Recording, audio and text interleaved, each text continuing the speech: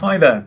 Let's crack on with the final few options for the standard subscription. In the standard subscription options part 1 video, we had just finished looking at the subscription frequencies. The next setting is called recurring options. This determines whether the product is available as a subscription only, or whether your customers have the option to purchase the product as a one-time purchase as well. If the product is going to be available to buy as both a one-time purchase and a subscription, you can set the default choice here. Here's how this example will look on the storefront. From here, if your customers choose the subscription option, they'll be taken through to our checkout.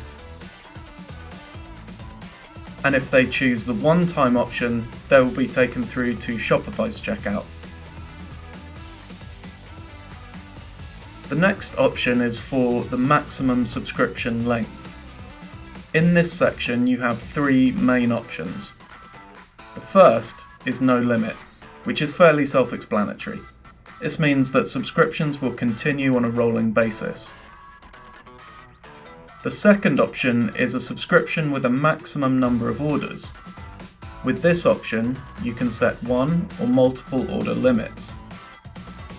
In this example, your customers will be able to choose between a 3, a 6 or a 12 order subscription.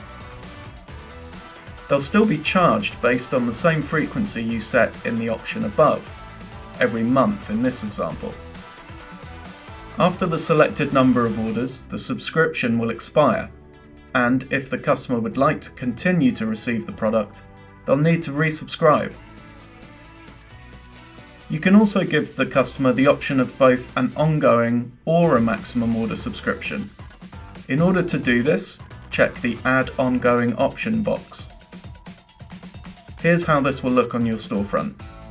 The last option here is the prepaid subscription, but we're going to take a more detailed look at this in a separate video. The next option is for the minimal fulfilled order requirement.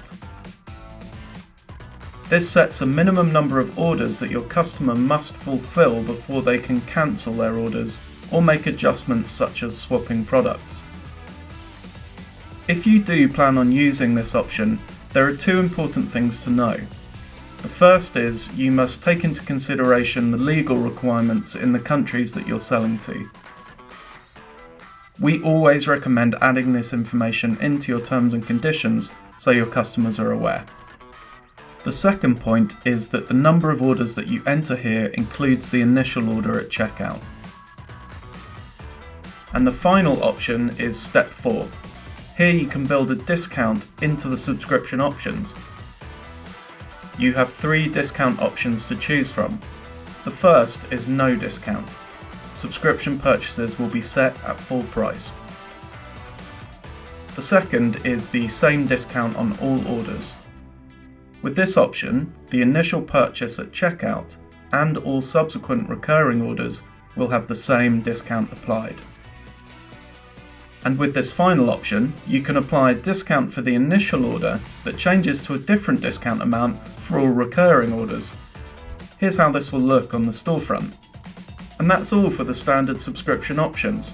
Please check out the Bold Help Centre for any more information.